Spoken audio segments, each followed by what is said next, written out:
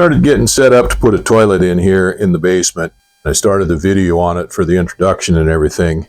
Well, I just got to looking at all my videos, and the introduction video got corrupted somehow. I started editing the videos, and I've started where we've already progressed down the line. So I'll make this video to act as an introduction to my toilet installation job. So before we put the concrete in for the basement floor in here, I dug out a trench and run pipe for sewer drain. I've got a 4-inch ABS plastic pipe that runs from here down under the floor, under the sill over there, and out over to where the drain field, the septic tank, is going to be actually turned out to be. So I had two 4-inch pipes here, vertical stacks coming out. I had one vertical stack here that was going to go all the way up and be the drain for the rest of the house up there, toilets and showers and things like that in the rest of the house. Attached onto that, I had a T down here, right in here, that went off where my drain for my washer machine came in. And then I had a Y that came out down here with another piece come up for a clean out. Well, that goes down through a sweep elbow and then intersected a sanitary T with another stack coming out of it with the intent of putting the toilet on that. And then it runs down, turns with a 45 and goes out underneath this footing. Then I had a 2-inch line run for a shower over here on the other side where we put the shower in, and that ran pretty good. We got ready to put the toilet in, and I got to taking some measurements. Well, this stack that I had in for the toilet drain was too close to this main stack back here to fit the toilet in.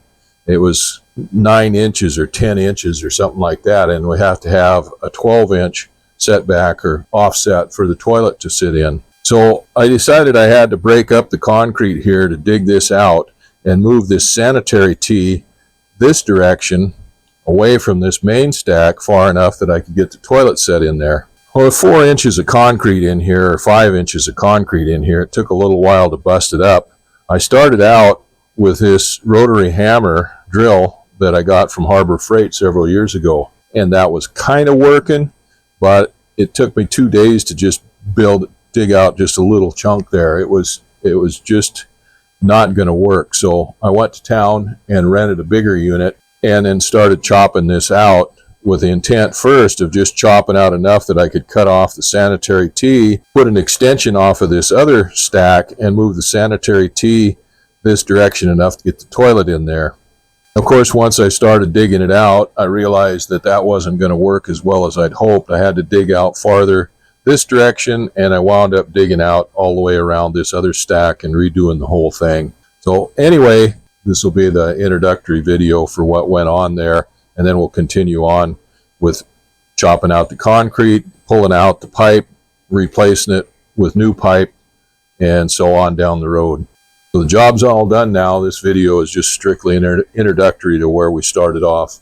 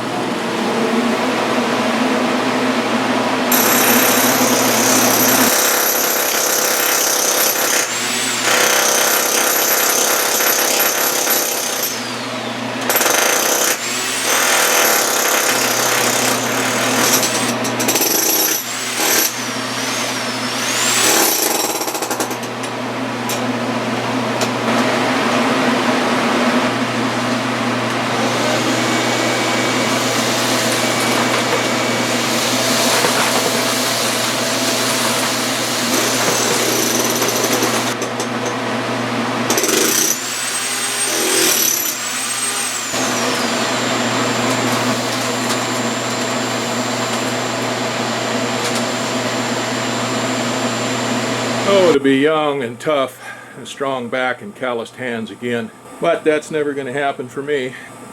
I've already got more than twice as much done as what I did in a couple days using that little machine. This big machine is not quite as easy to use as I'd hoped.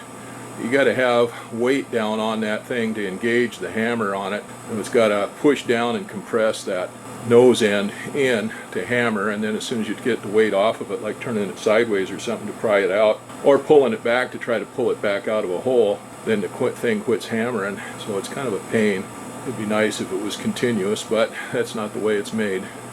I did run into something I was hoping that I wouldn't, but I was afraid that I would. I've got PEX pipe running through the floor for floor heat, and I was hoping to avoid it, but I figured I wouldn't. I already punctured it in a couple spots there. I'm going to have to dig around that and put a splice in there. Now that's 5/8 inch PEX, not 1/2 inch or 3/4 inch, which was recommended for in-floor heat in here. So I've got that exposed. I'm going to have to see what I can do about widening that hole out so that I can get couplings on there and a splice on there. I was hoping I wouldn't run into any rebar or anything. I just run into the wire mesh that's in the floor. Well, that shouldn't be too bad, but I'm through the concrete right there now. I've punched through it on this end. I've got to get around to the back side now and clean that out far enough back that I can cut that pipe off and slide a coupling and an extension on there to move this whole coupling this way. I might have to come out this way a little bit farther. But I about wore myself out handling that thing right now. I got to take a little bit of a break. I worked with that jackhammer last night, busting up that floor until I couldn't stand it anymore, until my back and other parts of my body said no more. I got a pretty good chunk of that cleaned out of there. I think I got to come back this way another 6 inches or maybe a foot just to make sure. It only got to move about 3 or 4 inches, but I got to have enough space that I can get out there to make that cut and move that thing and then put a splice in behind it. So I think I'm going to have to use the jackhammer again. Kind of nice looking in there now. My wife came out a little bit ago and cleaned up all the broken up chunks of cement and stuff there. I guess it's time for me to make another mess. I'm going to have to do a couple repairs on that PEX pipe there. I think I got it cleaned out where I've got the holes punched in it from the jackhammer, but I'm not sure. Find out when we do a pressure test on it, I guess. Anyway, I guess I'll use that thing to break out a little bit more of that. Once I get that done, then there's 2 inches of styrofoam there. Well, actually there's a wire mesh. You can see it's 6-inch wire mesh bottom of the concrete, and then there's 2 inches of styrofoam insulation underneath that. And once I open that up, then there's probably about a foot or more of sand to get out of there, and it will be kind of down around the pipe. So I was going to come back up here last night and work on it a little bit more, but once I went down to the house and had a bite to eat and sat in the chair for a few minutes, I didn't want to move anymore. Oh, it's a bitch to get old, especially when you're fat and out of shape. Alright, I gotta get to work. Well, I got a new mess to clean up in there now. Chop some more of that out this direction to make sure I had enough room to move that stack this way. I wasn't sure exactly how far that thing stuck out this direction, so I went ahead and went to town and bought another sanitary tee. And it doesn't come this way as far as I thought, so I should have plenty of room in there. Well, I was just going to try to cut that out of there and splice the new one in, but it's so close to that other stack where it comes up that I think I'm just going to chop out that other stack there and take the whole thing out. It'll be a lot easier to redo it that way. I don't know how much of that I'm going to be able to reuse once it's all glued together and everything, but I'll give it a try. Well, it won't take much to get that thing cleaned out of there now, although we're working right back in there in the corner where it's pretty tight. Well, that concrete is tenacious coming apart. It doesn't want to break apart very bad. My friend Joe, when he was up here several years ago, and he brought his friend, another friend, Jeff, up with him to fish, and they're the ones that put this floor in. Well, Joe is a builder, so he does a lot of concrete work, but that's what Jeff is a concrete guy. And they put the floor in for me. They had him add this fiberglass fibers in with the concrete, and boy, that stuff just makes it like it doesn't want to break up at all. It's not like regular concrete. That stuff's tougher than wild owl shit. Anyway, I'll go ahead and get my jackhammer out and get that done, and as soon as I get that concrete done, then I can take the jackhammer back and turn it back in, because the rest of that's going to be pretty easy to get out. I got snips to cut that wire, and I'll have to cut out that PEX pipe, and then there's 2 inches of styrofoam insulation there, and there's a lot of digging in the sand to get the sand out of there, get that pipe opened up. Well, I better get after it. Well, I finally got all that concrete all busted up and out of there. I got that cleaned up pretty good. That pipe will come out of there now. I cut the reinforcing wire out of there. I got to cut those PEX pipes now, and then I got to chop up that styrofoam and get it out of there.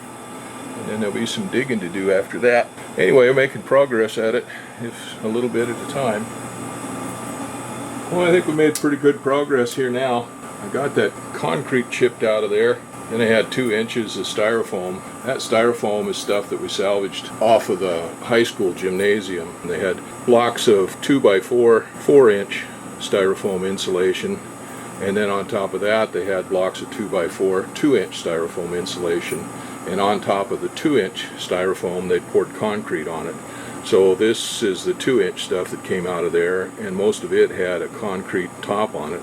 So a lot of that had kind of bonded with this concrete that we put in here. Anyway, I got that all chopped out of there. I've got this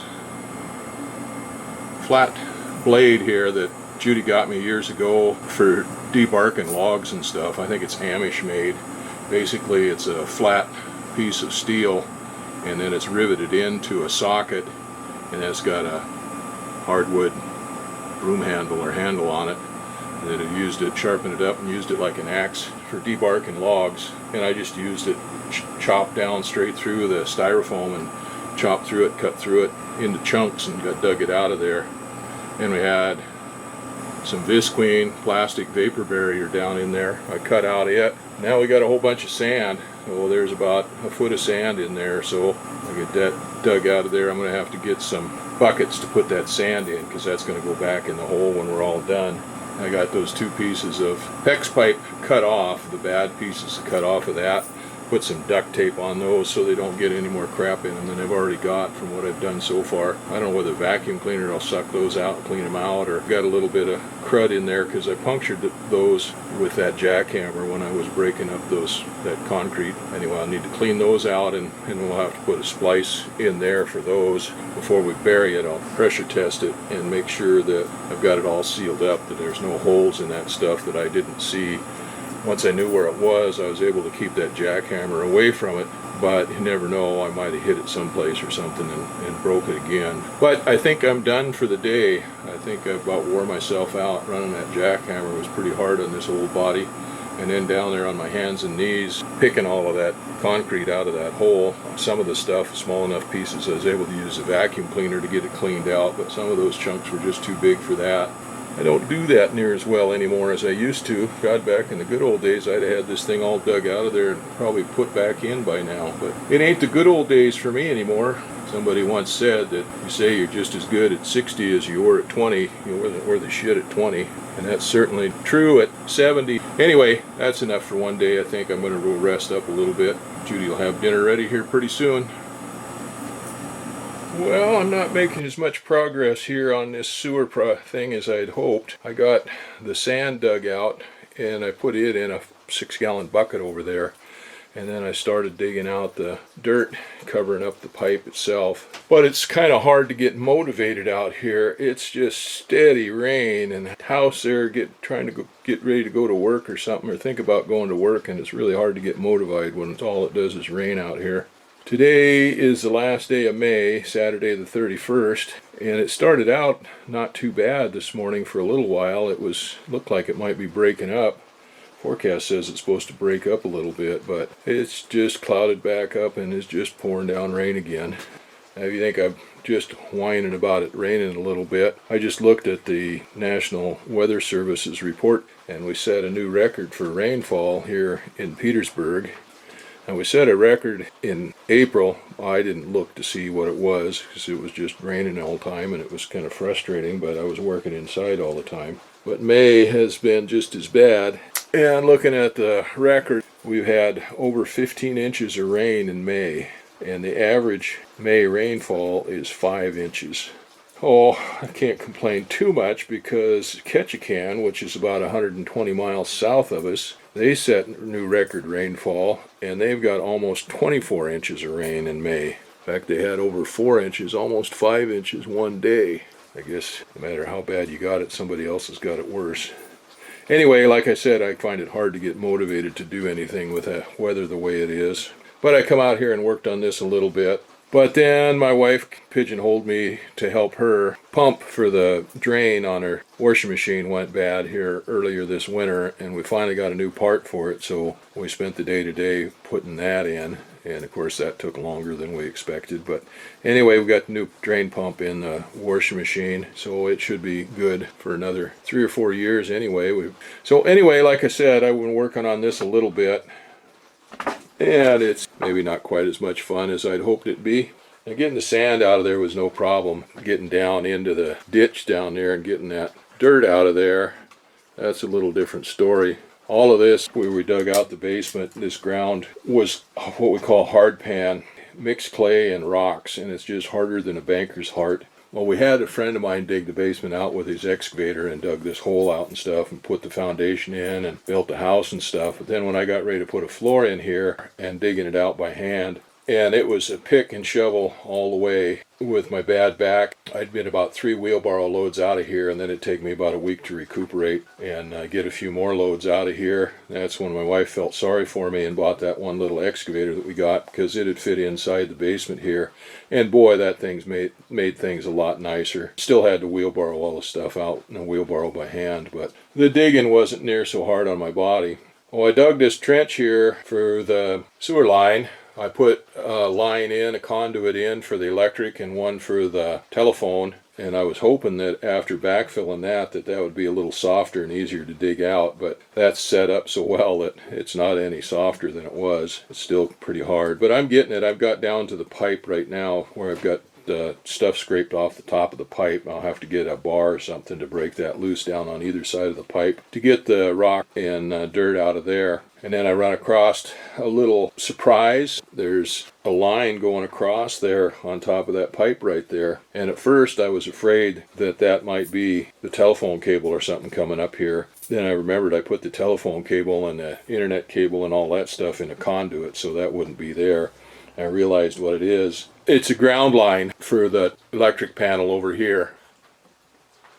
I've got my electrical service panel right there. And I was a little bit redundant on the ground lines on that. I ran one ground up through the wall up there and down into the ground outside and got a big long ground rod. But then I also took another piece of ground wire and then I run it down and run it in this trench for the sewer line when I had it down. So I've got a double ground. I've got a good positive ground here for my electrical panel. I run that down here through the sewer trench. Anyway, that's what that is. And it looks big right there because I've got it encased in some plastic tubing to protect it where it come down through the concrete, the cement and everything there.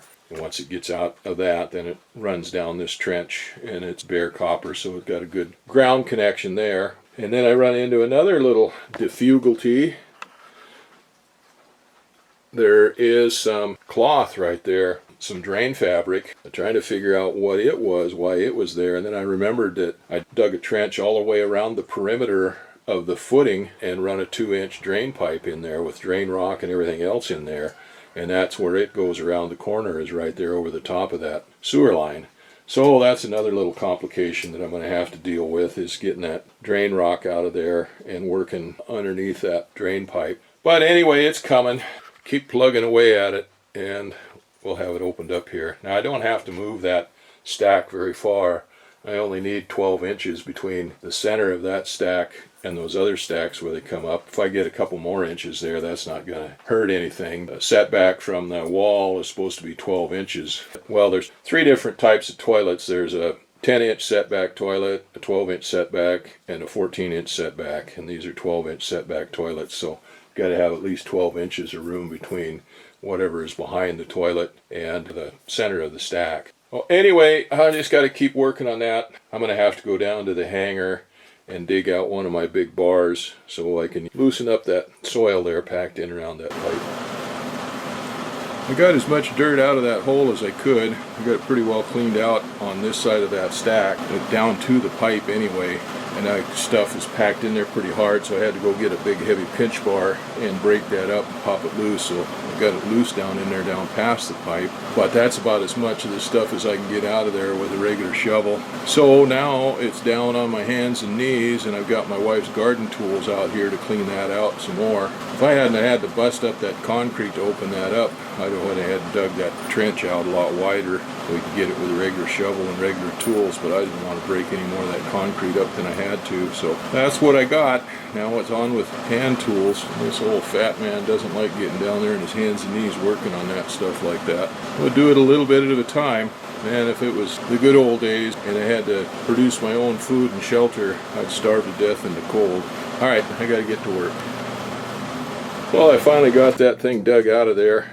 I used my wife's garden trowel and some other garden tools to break up that dirt down in there in the hole once I got down in there where the shovels wouldn't go anymore. And then I had to open up that fabric wrapped around that drain pipe, and that was a pain in the butt getting that out of there. I cut that drain pipe out and then dug that out back in there with the trowel. I had to get down on my belly for part of it to dig it out. And I remembered as soon as it started leaking in there, but there's a stream or a little spring that comes up right there, water that comes up right there in that one corner, which is to be expected with the amount of rain that we've had and everything around here. The ground is totally saturated. Once that water started coming in there, that loosened that soil up quite a bit and made it easier to break up. So anyway, now it's ready to come out of there. I've got a drain that I ran down here into that for draining the washing machine, and then I'll have to cut the pipe off down there in the hole far enough this way so that I can move that stack this way a little bit. The other stack, I'm going to leave it where it's at, but I'm going to change it a little bit. I got to looking at it. I don't think that has a sweep on it.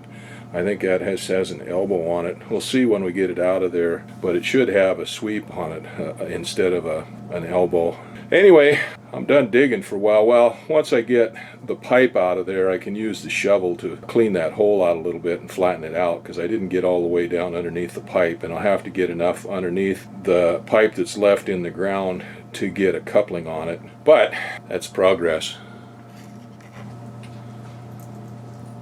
I used the Sawzall to cut off that 2-inch pipe, the drain pipe for the washing machine, and then I went down and cut that main drain pipe off to give me enough room to put the sanitary tee on there and have enough room to put the toilet on there. And I get to looking and I can see that is just a 90 on there for that main sewer pipe, and I need a sweep on that, so I'm going to have to go get one. I don't think I have any 90 sweeps in my stash pile here. I'll go look at that first, but I think I'm going to change the whole thing around that. I had that Y in there and I was going to use that for a clean out, but after getting all the floor in and everything else, that wound up being pretty close to the floor, and then that's where that drain line for the washing machine went in. The washing machine is going to be moved upstairs when we get the addition on the house put in. I've got this utility sink right here that I want to plumb in, and right now the way it is, that drain pipe is too high. It's almost as high as the bottom of the wash tub, so I want to drop that drain pipe down a little bit. Well, I'll just run a temporary line in there for the drain for the washing machine. Of course, everything around here has been temporary for the last 25 years, so who knows how long that's going to be temporary. But that's a good start. I've got the sanitary tee here that I can put on there, and that'll move that 4 inches farther this way. But if I take that Y off of there, put it up higher, because you want the clean out up a little bit higher, that'll give me enough room to put that toilet down on there. So I'm going to have to go to town, I think, and get a 90 sweep. I'll look through my stuff and see if I got one, but I think I'm going to have to go to town and get one. I think it's too late in the day now to go to town and get one. So I'm going to leave that all open, and that's going to allow the water from this little spring, this little seep right here in the corner, in there, and that'll just drain right out the sewer pipe down into the septic system, which it'll be clean water when it gets up that high, so it's not going to hurt anything. I think that is going to be it for the day. About wore myself out on my knees, hands and knees, and my belly down there digging that out with my wife's little garden trowel. But I think the hard part's done now. Now we just got to fab stuff back together and close that hole back in.